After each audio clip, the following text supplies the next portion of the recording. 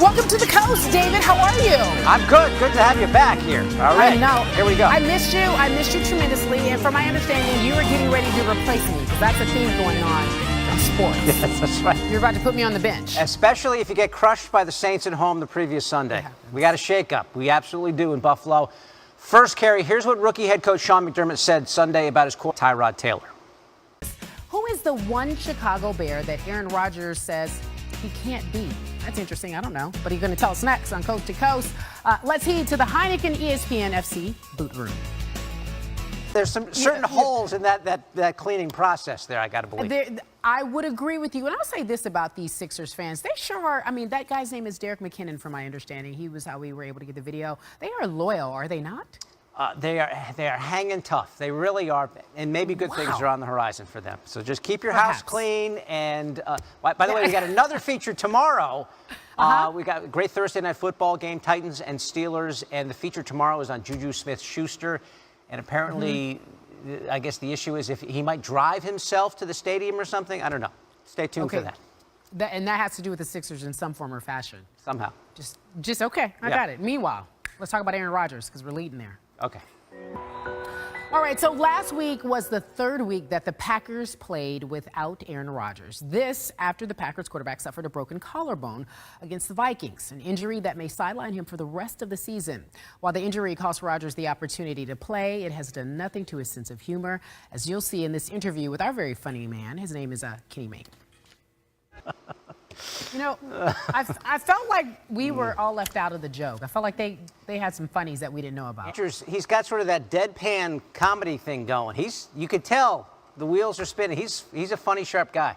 He can hang with Kenny. He's a funny, sharp guy. I think he might be a Hollywood writer sooner than later. You know, he lives here in the off season. So I feel like he might be doing something in Hollywood later in life. What do you feel? I could see that. He can go any which direction he wants. But as we heard, he wants to play till he's at least 40. So we'll see how that all plays out. George Sedano covered sports in Miami for 15 years. It says we should mention you grew up there, but maybe that's not really. I mean, whatever. Yeah.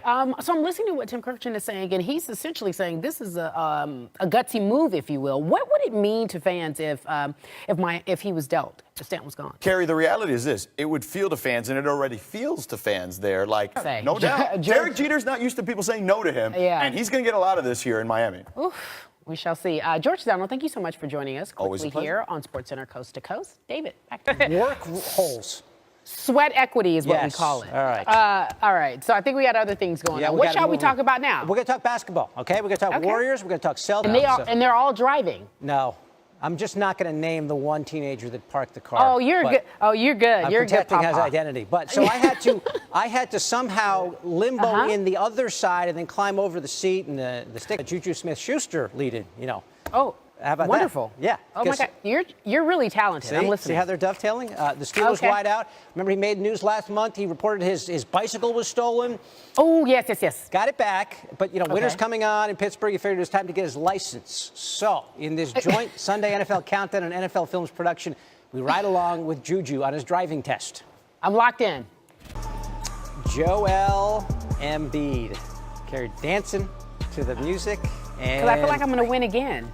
I feel like I'm going to win again. Yeah. So are you rushing me along? No, I'm not. I just want to set this up. So he had such a huge game. It made us take stock and figure out who are the top players in the NBA 25 and under. You get to go first. That's going to be a tough one. I don't know. All right, David. Well, after more than a decade on the job, NFL Commissioner Roger Goodell has faced his share of challenges, you remember, from concussion lawsuits to domestic violence and from Bountygate to Deflategate. But now Goodell finds himself engaged in a battle few saw coming. And this revealing story by Don Van Natta and Seth Wickersham, Outside the Lines, examines how the commissioner ended up in a feud, a personal feud, with the NFL's most powerful owner. Sorry, what does it do? Someone was talking to me. What does it do? It's a taster. Do I need to review my whole explain yourself? All right, so you put the toast in the taster. Can we show that again so Cari gets an idea? So you put the toast that way. And you can get the Gretzky, or you can get the McDavid, or you can get the Taves. So there you go. I like the idea of that it's all for charity. So I'm not going to be sarcastic. I just don't know if I want to eat something with someone's face on it necessarily. But you got to put something on the toast anyway to cover the face, wouldn't you? So I don't. Anyway. It's like art. It was just an idea. I threw it out there as a gift idea. Sounds like I know what I'm getting you. I know what I'm getting you. You know I want the Tavester. Or something. So no, that wasn't a catch. Des Bryant will tell you that wasn't a catch. Oh, you got to go up to the replay booth on that one on my own top five.